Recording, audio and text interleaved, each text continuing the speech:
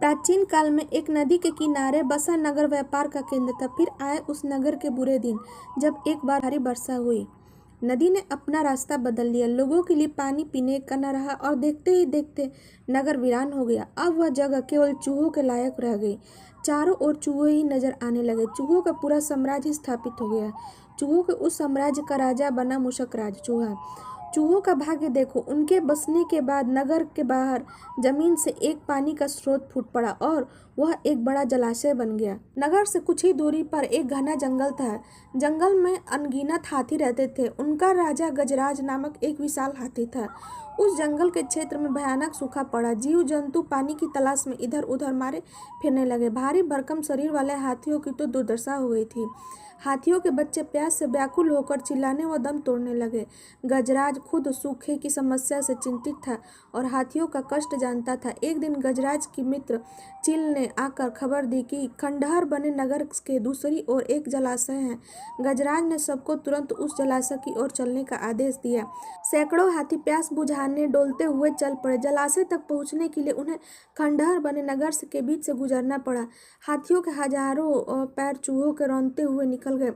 हजारों चूहे मारे गए। खंडहर की सड़कें चूहों के खून से, मांस के कीचड़ से लथपथ हो गई। मुसीबत यही खत्म नहीं हुई।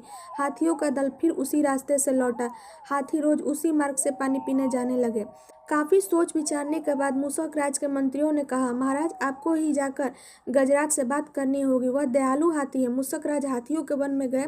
एक बड़े पेड़ के नीचे गजराज खड़ा था। मूषक राज उसके सामने के बड़े पत्थर के ऊपर चढ़ा और गजराज को नमस्कार करके बोला, गजराज को मूषक राज का नमस्कार। हे महान हाथी, मैं एक निवेदन करने चाहता हूँ। आवाज गजराज के कानों तक नहीं पहुंच रही। दयालु गजराज उसकी बात सुनने के लिए नीचे बैठ गया और अपना एक कान पत्थर पर चढ़े मूषक राज के निकट लाकर बोला, नन्हे मियाँ, आप कुछ कह रहे थे, कृपया फिर से कहिए। मूषक राज बोला, हे गजराज, मुझे चूहे कहते हैं। हम बड़ी संख्या में खंडहर बनी नगरी में रहते हैं। मैं उनका मूषक राज हूँ। आपके हाथी रोज जलाशय तक जाने के लिए नगरी के बीच से गुजरते हैं। हर बार उनके पैरों तले कुचले जाकर हजारों चूहे मरते हैं। यह मूषक संहार बंद ना हुआ तो हम नष्ट हो जाएंगे। गजराज ने दुख भरे स्वर में कहा, मूषक राज, आपकी बात सुन मुझे बहुत शोक हुआ। हमें ज्ञान नहीं था कि इतना अनर्थ हो रहा है।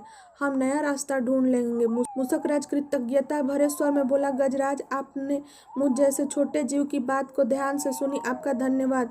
गजराज, कभी हमारी जरूरत पड़े तो याद करिएगा जरूर। गजराज ने सोचा कि यह नन्हा जीव हमारे क्या काम आएगा, सो उन्होंने केवल मुस्कुराकर मूषक राज को विदा किया। कुछ दिन बाद पड़ोसी देश के राजा ने सेना को मजबूत बनाने के लिए उसमें हाथी शामिल करने का निर्णय लिया। राजा के लोग हाथी पकड़ने आए। जंगल में आकर चुपचाप कई बार जाल बिछाकर चले गए और सैकड़ों हाथी पकड़ लिए गए। एक रात हाथियों के पकड़ने जाने से चिंतित गजराज जंगल में घूम रहे थे कि उनका पैर सूखी पत्तियों के नीचे छल से दबकर उसे रस्सी के फंदे में फंस जाता है। जैसे ही गजराज ने पैर आगे बढ़ाया, रस्सा कस गया। रस्से का दूसरा सिरा एक पेड़ के मोटे तने से मजबूती से बंधा था। गजराज चिंगाड़ने लगा। उसने अपने सेवक को पुकारा, लेकिन कोई नहीं आया। कौन फंदे में फंसे हाथी के निकट जाएगा। एक युवक जंगली भैंसा गजराज का बहुत आदर करता था।